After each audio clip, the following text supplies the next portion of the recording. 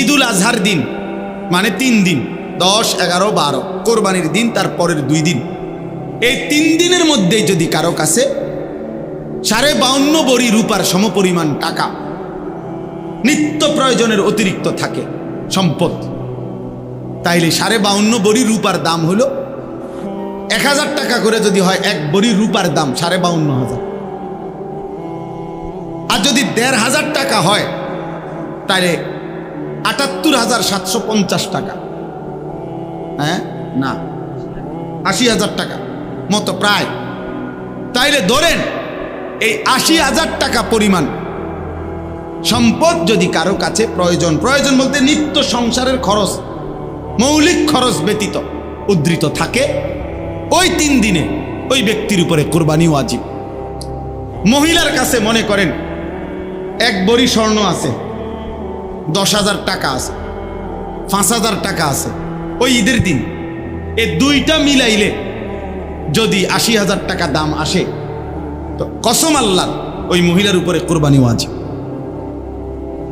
এখন 1 ভরি স্বর্ণ আর লগের এই 5,000 টাকা মিলাইলে 80,000 টাকা হইবনি, কয় হইবনি মানে 1 ভরি স্বর্ণের দামে তো 1 লাখ টাকার উপরে মিয়া, 1.5 লাখ টাকা।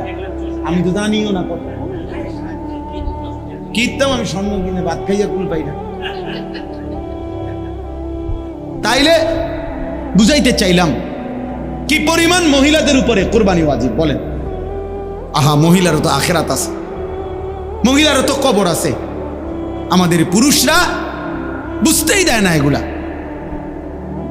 বুঝারও সুযোগ দেয় না। না বেড়ি মানুষ ইতান বুঝতা না, ভাত রাইনবা, হুদা গোস্ত রাইনবা, রুটি দি খাইবা, তোমার দায়িত্ব হলো গোস্ত আর রুটি,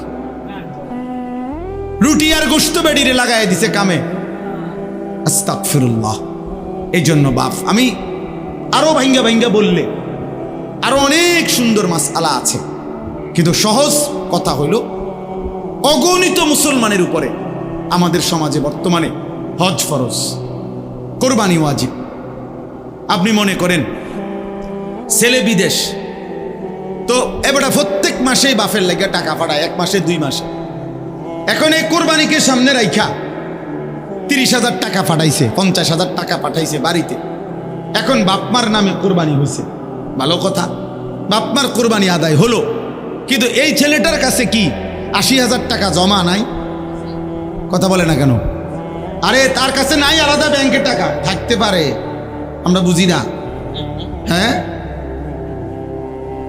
তার কাছে আলাদা জমা টাকা আছে, তো তার ব্যাংকে টাকা আছে, তার কাছে উদ্ধৃত টাকা আছে। তাহলে এই ছেলের উপরে কোরবানি ওয়াজিব কিনা? তো তাহলে তার কোরবানিটা যে আদায় করলো না, আমগো বাড়িতে কোরবানি দিছে, তো আমনগো বাড়িতে কোরবানি দিছে না মিয়া, আমনগো বাড়িতে গোস্তের ব্যবস্থা হয়েছে। কথা বলেন না, বুঝেন নাই কথাটা? আপনাদের বাড়িতে কি ব্যবস্থা হয়েছে? গোস্তের ব্যবস্থা হয়েছে, গোস্তের ব্যবস্থা হয়েছে। সে ঢাকা চাকরি করে ছেলেটা, সে বিয়ে করে নাই, কিন্তু তার উপার্জন আছে, বালেক মনে করেন এখনো বিয়েই করে নাই। তাহলে এখন তার তো 80,000 টাকার চাইতে বেশি আছে জমা। এখন সে যে বাড়িতে সংসারে বাপমার কাছে 20,000 টাকা দিছে, তো বাপমার নামে কোরবানি হয়েছে, ভালো কথা, সমস্যা নাই, তুমি বাপমারে দিও, তুমি তো সারা বছরই দাও, তো বাপমারে দিলে তো সওয়াব আছে। কিন্তু তোমার উপরে যে কোরবানি ওয়াজিব হলো সেটা কই? বললে কইবা আমগো বেড হইতেরা, ও মা হেতে তো বিয়েই করছে না, হেতের আবার কি এর কোরবানি? বিয়ের লগে কোরবানির কি? কথা বলেন না কেন? বিয়ের সাথে কোরবানি, তুই বিয়ে করছো না তোমার দোষ, তুমি অন বিয়ে করে লাও, এখন আরো সময় আছে, আজকে মাত্র 12-13 তারিখ, তুমি বিয়ে করো। তাহলে বিবাহের সাথে কোরবানির কোনো বিষয় আছে কি? তাইলে উপার্জনের সাথে বিষয়টা, এটা কিসের সাথে না? সংসার এক লগে, যে আমরা এক লগেই হুজুর একসাথে সংসার, এই জন্য আব্বার নামে, এটা তো কোনো কথা না। আপনার সংসার একসাথে না, ভিন্ন, এইটা তো বিষয় না। যতজনের উপরে ওয়াজিব হইছে প্রত্যেকের কোরবানি ওয়াজিব হইতে হবে, নাই তো কোরবানি আদায় হয় নাই এই ফ্যামিলিতে, বরং এই ফ্যামিলিতে গোস্ত খানার কি হইছে ব্যবস্থা। 3 জনে রোজগার করে, কোরবানি দিছে বাপের নামে শুধু, কেন? আমরাই তো হুজুর এক লগেই তো সবার এক চুলা, আমরা এক চুলার ভিত্তিতে নিয়ে কোরবানি ওয়াজিব হয়। কথা বলেন না কেন? তাইলে কোরবানি তো চুলার লগে না, কোরবানি উপার্জনের সাথে, কামাই রোজগারির হিসাবের মধ্যে।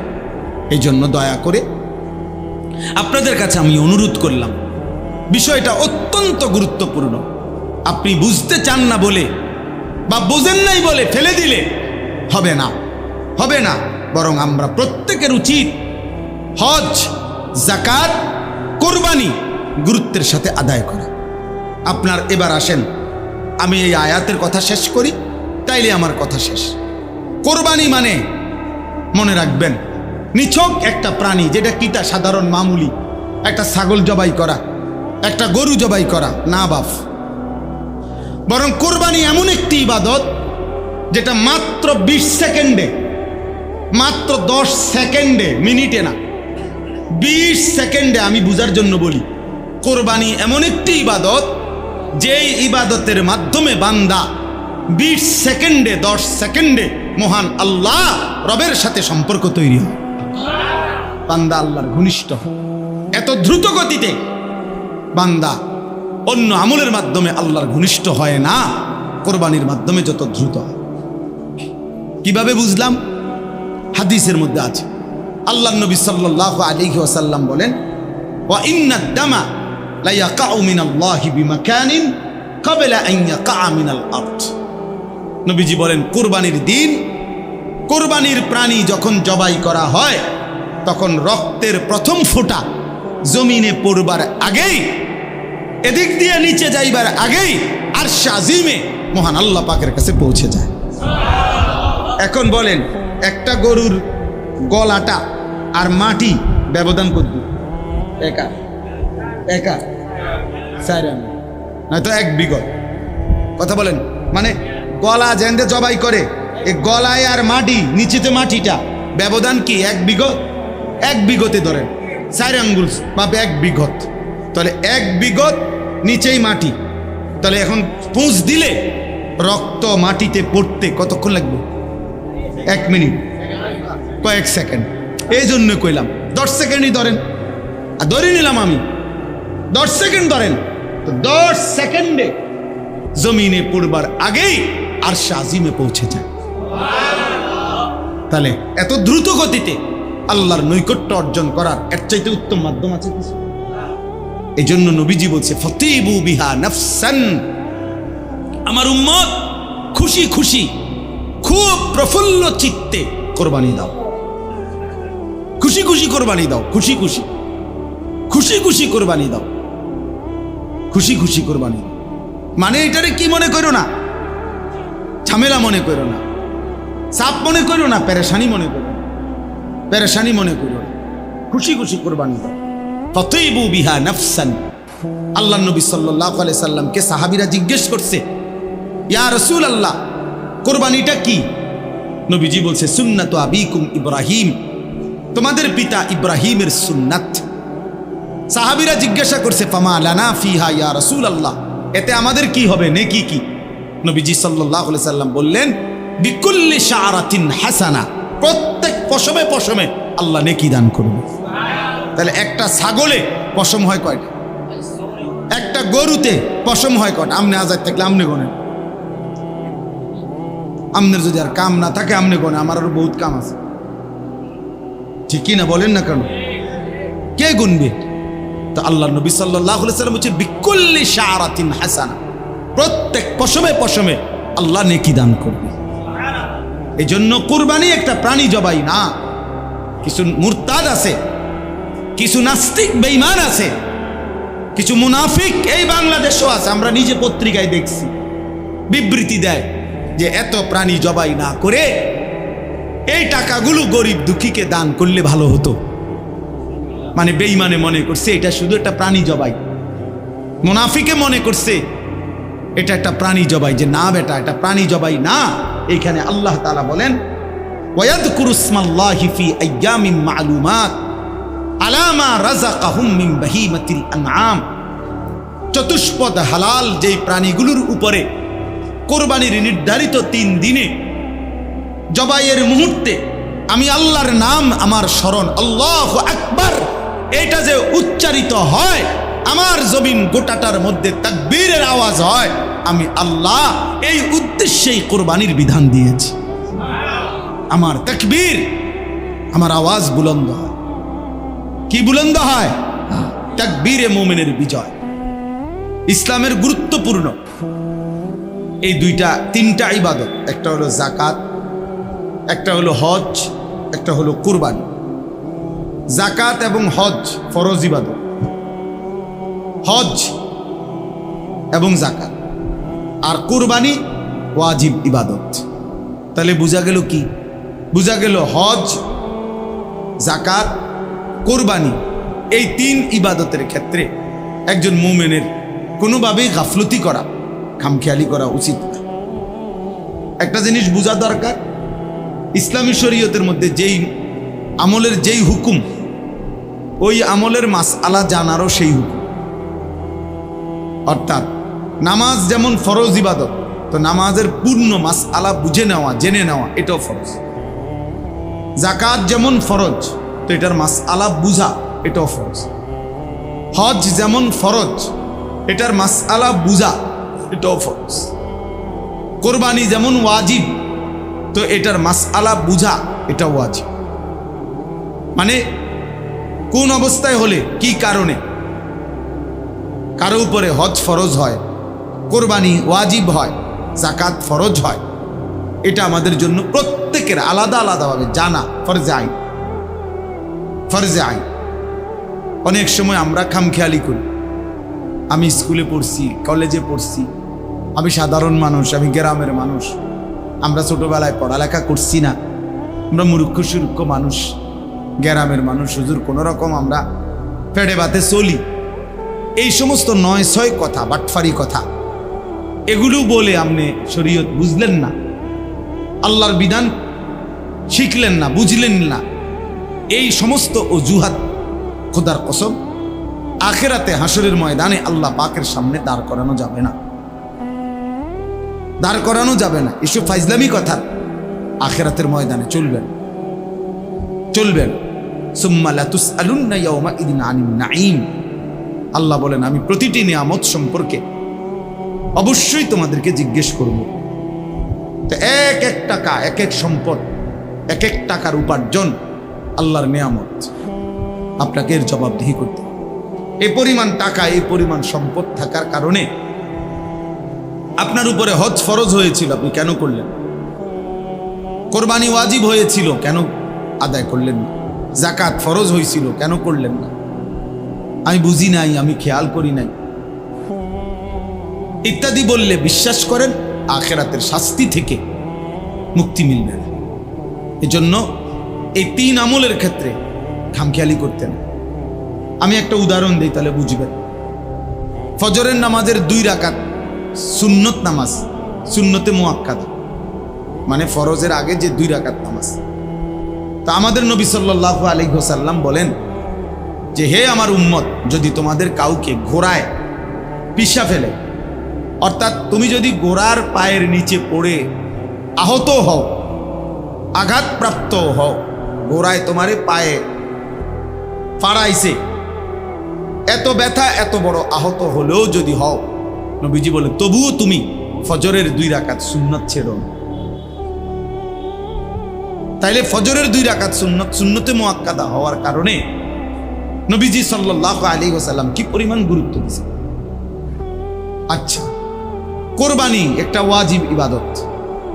তো নবীজি বলছেন, মান ওয়াজাদা সাআতান লিআন ইউদাহিয়া, যার কোরবানি করার সামর্থ্য ছিল, কোরবানি ওয়াজিব হয়েছিল, ওয়ালাম ইউদাহি, অথচ সে কোরবানি করল না, ফালা ইয়াকরাবান্না মুসাল্লানা।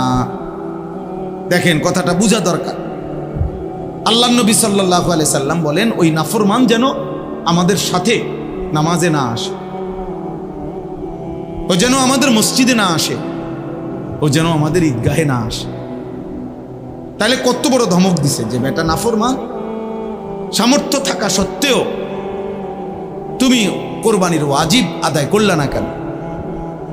এখন আপনি যদি বলেন যে আমি বিষয়টা জানি না, আমি মাসালাই বুঝি নাই, তো এইবার তো ফিডা ছেড়ে দিব, ঠিক না? যেহেতু উনি জানে না, অতএব ফেরেশতা বলবে না ওনারা ছেড়ে দাও নাকি? তাইলে তাইলে বলে। আচ্ছা, এবার আপনি দেখেন হজ। রাসূলুল্লাহ সাল্লাল্লাহু আলাইহি ওয়াসাল্লাম স্পষ্ট হাদিসের মধ্যে বলছেন, মান মালাকা জাদান ওয়া রাহিলাতান তুবাল্লিগুহু ইলা বাইতিল্লাহ। যে ব্যক্তির এই পরিমাণ পাথেয়, আসবাব এবং বাহন সামর্থ্য ছিল যে যার দ্বারা সে আল্লাহর ঘরে হজ করতে পারত। শরীয়ত মোতাবেক একটা নির্দিষ্ট পরিমাণ আছে, আপনার মন মতো সামর্থ্য না, আপনার মন চাইছে হজ, এটা না। শরীয়ত যে পরিমাণ সাব্যস্ত করছে ওই পরিমাণ যখন আপনার হবে, এবার আপনার মন না চাইলেও আপনার উপরে ফরজ, মন না চাইলেও ফরজ। কোনো ব্যক্তি যদি ফজরের ওয়াক্ত হয়, সে ঘুমে থাকে, তারপরেও তো তার উপরে নামাজ ফরজ কিনা? তাইলে আপনার মন চাওয়া নিয়ে কথা না।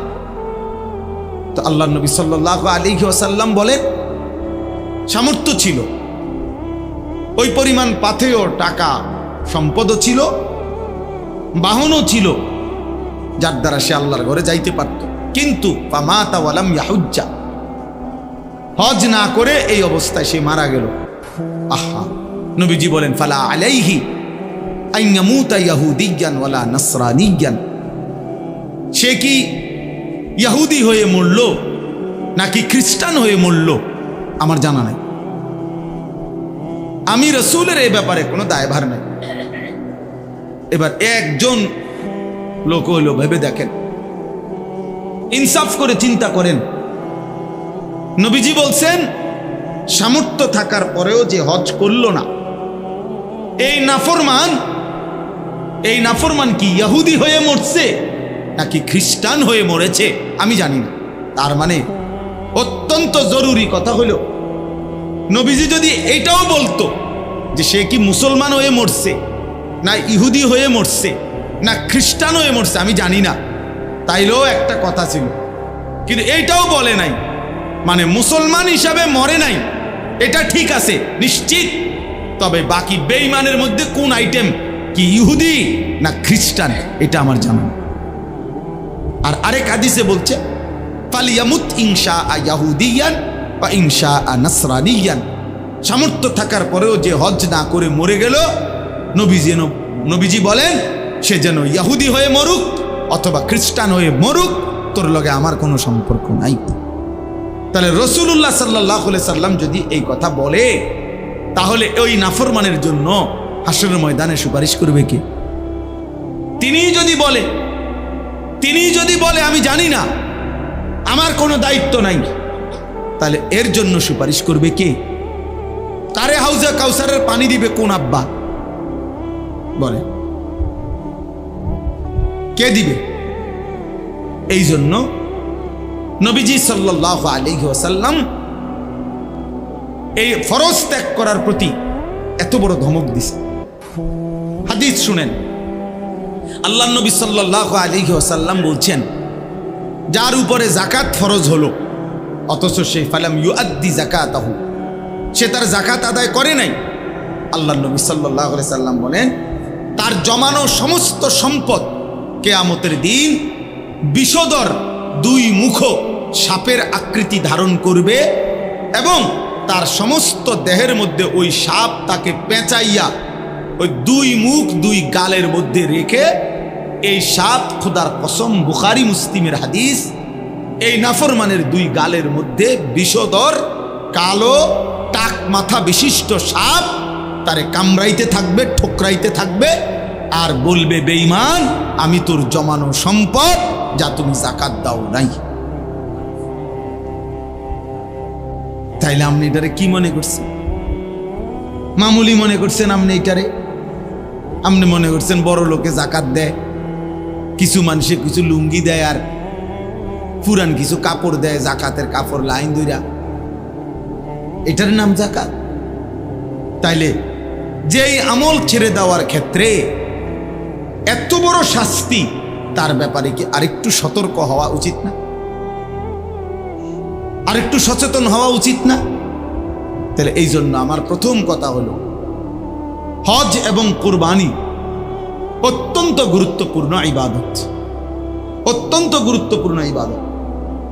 অতএব একজন মুমিন হিসাবে আমার প্রত্যেকের উচিত, বিশেষ করে কমপক্ষে আমি বেশি গুরুত্ব দিয়ে যেটা বলি, যে প্রত্যেকটা আকেল বালেক মানে প্রাপ্তবয়স্ক পুরুষ নারী, প্রাপ্তবয়স্ক বলতে কোনো পুরুষ তার যখন বীর্যপাত শুরু হয় তখনই সে বালেক।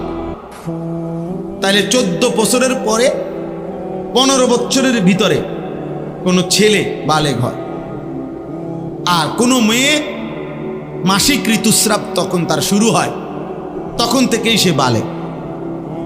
আর হলো আকেল, অর্থাৎ পাগল না, মাতাল না, প্রতিবন্ধী না, এমন কোন সুস্থ স্বাভাবিক মানুষ প্রাপ্তবয়স্ক। এবার যদি সে বিবাহিত হোক অথবা অবিবাহিত হোক, সে বিদেশ থাকুক অথবা দেশে থাকুক, সে একত্রে সংসারে থাকুক অথবা ভিন্ন ভিন্ন থাকুক, যদি এই বয়সী পুরুষ কিংবা নারী, ছেলে কিংবা মেয়ে উপার্জন করে, কামাই রোজগারি করে, এমন প্রত্যেকের উচিত একজন আলেমে দ্বীনের কাছে এটা জেনে নেওয়া যে হুজুর, আমার টাকা পয়সা সম্পদ ব্যাংক ব্যালেন্স এই আছে, আপনি আমারে হিসাব করে বলে দেন আমার উপরে জাকাত ফরজ কিনা, হজ ফরজ কিনা, কোরবানি ওয়াজিব কিনা। তাইলে সহজ। প্রত্যেকে যদি নিজ নিজ দায়িত্বে আন্তরিকভাবে পুরুষ নারী এই বিষয়টা গুরুত্ব দেয়, সহজ, প্রত্যেকের জন্য আখিরাত সহজ হয়ে গেল। আমি যদি ইচ্ছা করে, আমি সব সময় বলি, চোখ বন্ধ করলেই ঝড় থামে না, অর্থাৎ ঝড় তুফান আসতেছে, কেউ যদি বলে চোখ বন্ধ কইরা কই না, যেহেতু আমি দেখি না তাহলে তুফান হয় না, বুঝি আপনি দেখেন না দেখে তুফান হয় না। আপনি চোখ ইচ্ছা করে বন্ধ করে রাখছেন দেখে না তুফান দেখেন না, তুফান তো হইতেছে। তাহলে আপনি যদি বলেন আমি বুঝি না, তাই এতেই শরীয়তের মাসআলা আপনার থেকে রহিত হয়ে যাবে নাকি? কথা বলেন না কেন? শরীয়তের হুকুম, কবরের বিচার, আখিরাতের বিচার কি মওকুফ হয়ে যাবে নাকি? পুলিশের বহু আইন, ট্রাফিকের বহু আইন, ট্রাফিকের আমি জানি না, কিন্তু আমগরে যে ঢাকা চিটাগাং চলতে গাড়ি পুলিশ ধরে, বলে বুঝেন না আমার কথাটা, যে এটার এই সমস্যা, এটার এই সমস্যা। তাই আমি যদি বলি যে ভাই আমি তো আপনার ওই সমস্ত আইন জানি না, তো হে আমার আপনি যেহেতু জানেন না তা আপনি জানবেন। কথা বলেন না কেন? তাহলে আপনি জানেন না কেন, এটা আপনার সমস্যা। এই জন্য আমাদের সমাজে এটা নিয়ে খুব গাফলতি। কিছু দান সদকা, একটা ফ্যান দিলেন, 2 কাতার টাইলস দিলেন, কোনোখানে 5,000 টাকা দিলেন, এটা একটা দান, এটা সদাকা। কিন্তু হজ, জাকাত, কোরবানি এটা ফরজ ওয়াজিব, এটা ভিন্ন বিষয়। আপনার ওই 5,000 টাকা দিয়া 10,000 টাকা দিয়া চাইেন, এটা আদায় হয়ে গেছে, এটা মনে করবেন না, এটা পৃথক আমল, গুরুত্বপূর্ণ, ফরজ ওয়াজিব। এক্ষেত্রে গাফলতি করা কোনোভাবেই উচিত। আমাদের সমাজে এই হজ এবং কোরবানির ক্ষেত্রে সীমাহীন গাফলতি। কিছু মানুষ বাংলাদেশ থেকে হজে গেছে, মনে করেন যাচ্ছে, আমরাও যাবো ইনশাআল্লাহ, আল্লাহ চায় তো 28 তারিখ আমার ফ্লাইট। তো কিছু মানুষ মনে করেন 80,000 মানুষ এবছর বাংলাদেশ থেকে মনে করেন হজে যাচ্ছে। তো সারা বাংলাদেশ থেকে কিছু মানুষ হজে গেলেই হজের হুকুম আদায় হয়ে গেছে, বিষয়টা তো এটা না, এটা তো জানাজার নামাজ না। তাইলে যার উপরে হজ ফরজ তাকে বুঝে শুনে, তারে জেনে হজ করতে হবে। আমাদের সমাজে আমরা হজটাকে বানায় নিছি অবসরকালীন আমল অথবা আমার মনের চাহিদার আমল, অর্থাৎ ছেলে সব বিদেশ কিংবা দেশে কোনো কামে লাগাইছে, মেয়ে বিয়ে দিছে, বিল্ডিং করছে, জমি কিনার টার্গেট, জমি কিনছে, 14 গোষ্ঠীর যত কাম শেষ। এখন বুড়া হইয়া গিরাগাড়ি জোরাজারি ছেড়ে দিছে, অসল বুড়া। এইবার সে মনে মনে আশা করে রাখছে যদি ফুতে বিদেশতে টিয়া ফাটাইয়া দয়া কইরা যদি হজ করায় তাইলে হ্যাঁ বড়া হজ করব, আর নাই তো ওনার উপরে হজ। আহা, অথচ এই এই মিয়া গত 50 বছরে 3টা ছেলে বিদেশ পাঠাইতে গিয়া 3বারও 36 লাখ টাকা ব্যবস্থা করছে। বাড়ি জমি কিনতে বিল্ডিং করতে সব মিলাইয়া 30 লাখ 40 লক্ষ টাকা খরচ করছে। রাস্তার লগে জমি কিনছে, সব ব্যবস্থা করছে। আর নাফরমান যখন আল্লাহর ঘরের হজ্জের কথা বলা হয়েছে, এবার কুমায় না হুজুর ইডি আমরা রেডি হইতো না। আচ্ছা যাক, যদি আল্লাহ ফুতের আল্লাহ লোয়ায়, ফুতে যদি দয়া করে পাঠায়, হ্যাঁ তাইলে গেলাম, না এলে আর কি করার আছে, এতেই শেষ হয়ে যাবে আখিরাত। আচ্ছা আমি একটা উদাহরণ দিই, এই রাতে এত লম্বা মাসআলা বলা সম্ভব না, আমি একটা উদাহরণ দিলে আপনি মিলাবে সহজ। একটা উদাহরণ শুধু বলি, স্পষ্ট কিতাবের মধ্যে আছে, আমি নিজে পড়ছি। কোন ব্যক্তির মনে করেন তার বসত ভিটা ছাড়া, মানে যে গ্রামে থাকে এইটা বাদ দিয়া খেতে বাজারে যেখানেই হোক, তার মনে করেন 10 শতক জায়গা আছে, কথার কথা 8 শতক 10 শতক জায়গা আছে, শুধু এর দূর। এখান থেকে যদি কিছু অংশ জায়গা বিক্রি করে 3 শতক 4 শতক, তাহলে হজের টাকা এবং হজের সময়কালীন পরিবারের স্বাভাবিক খরচের টাকা ব্যবস্থা হবে। আর ফিরে আসবার পরে বাকি যে দূর জমি আছে, ওই বাকিটা ওইটা দিয়েই ইচ্ছা করলে তার সংসার চলবে। কথা বুঝছেন কিনা? এই অবস্থায় আমি একটা আরো ভাঙ্গা বলি, মনে করেন 10 শতক জমির মধ্যে তো হজের টাকা হইল সর্বোচ্চ ভালো মিডিয়াম, মানেও যদি কেউ প্যাকেজে হজে যায় 6.5 লাখ টাকায় যথেষ্ট। এখন তো 6.5 লক্ষ টাকা, আর মনে করেন 1.5 মাস বউ বাচ্চা পরিবার সংসার চলতে গিয়া ধরেন আরো 1.5 লাখ টাকা, তো কত হইল 8 লাখ টাকা। আপনি ধরেন একের 10 লাখ টাকা, ঠিক আছে নি? তো 10 লক্ষ টাকা, তো মনে করেন এই 3 শতক জমির দাম হইল 9-10 লাখ টাকা, 3 লাখ টাকা করে শতক, আমি ধরলাম আর কি। আচ্ছা, আর বাকি 7 শতক 6 শতক জমি যেটা আছে, এইটা দিয়ে ইচ্ছা করলে তার সংসার আইসা চলবে। তাহলে এই লোকের কাছে আর ব্যাংকে কোনো টাকা নাই, এই লোকের কোনো ব্যবসা নাই, এই লোকের কোনো ফুদ বিদেশে নাই, এবার আর কোনো জমা টাকা নাই, কিচ্ছু নাই, শুধু বাড়িটা আর ওই জমিটা আছে, এদ্দুর জমি আছে, যে এদ্দুর জমির কিছু অংশ বিক্রি করলে হজের টাকা হবে, সংসারের টাকা হবে ওই কয়দিনের 1.5 মাসের। আর আসার পরে শুধু একটুর জায়গা, বাকি জায়গাটা দিয়ে ইচ্ছা করলে তার জীবন সংসার চলবে। বিশ্বাস করেন যদি আর কিছুও না থাকে, বাজার ব্যবসা দোকান বিদেশ টাকা, আর কোথাও কোনো টাকা নাই, তাহলে এটুকু জায়গা থাকার কারণেই নিঃসন্দেহে এই ব্যক্তির উপরে হজ ফরজ।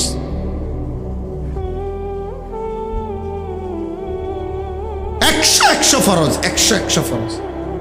এখন এই বুড়া নাফরমান যদি ইচ্ছা করে চোখ মুচ্ছা, আপনি বুঝেন না, আপনি চোখ বন্ধ করে লাইছেন, হ্যাঁ আপনি বুঝেন নাই, আপনি ফুতের বিদেশের টেয়ার লাগিয়া বইয়া রইছেন, অথবা ইচ্ছা করে দুনিয়ার সমস্ত কিছু করতে গিয়ে টাকার ব্যবস্থা হয়েছে, আপনি হজ করলেন না, তাইলে মনে রাখবেন যদি এই অবস্থায় এমন কোনো বয়স্ক লোক মৃত্যুবরণ করে, তো আল্লাহ রসুল বলছে তুই কি ইহুদি মরলি না খ্রিস্টান মরলি, আমি নবী জানি না, যা।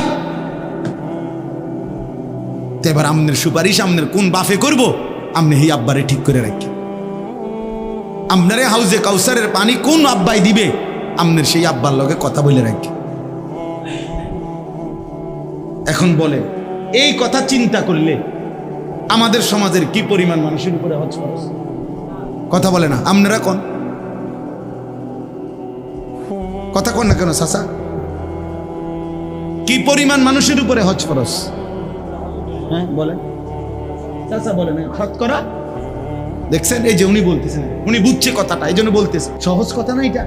আচ্ছা তাইলে এই পরিমাণ সম্পত্তি উদা 10 শতক 50 শতক 100 শতক 30 শতক 40 শতক জায়গার মালিক নাই মানুষ, তো তাইলে আমনের জমির 1 কোনা বেচলেই 3 বার হজ করতে পারবো, 3 বার হজ করতে পারবো মিয়া।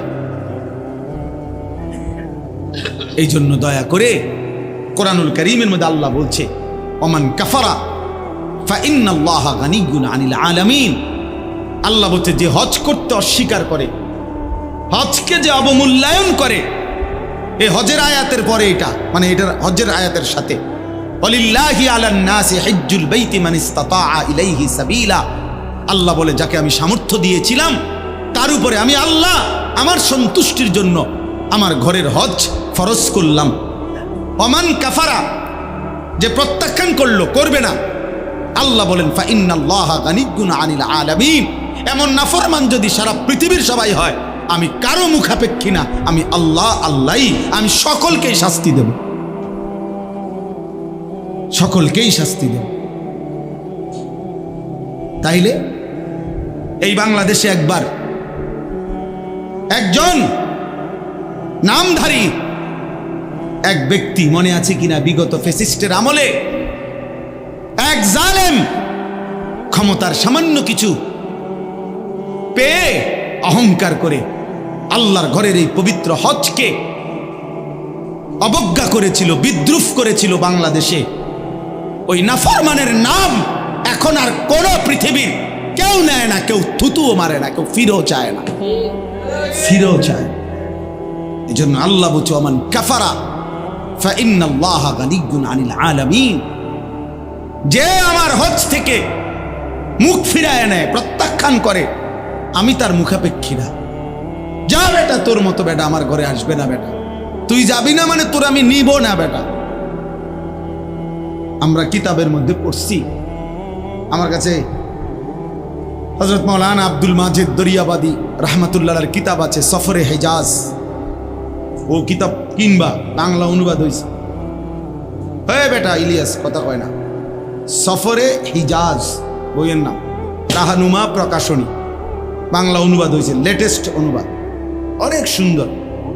মানে 1929 সনে, কত বছর আগে, প্রায়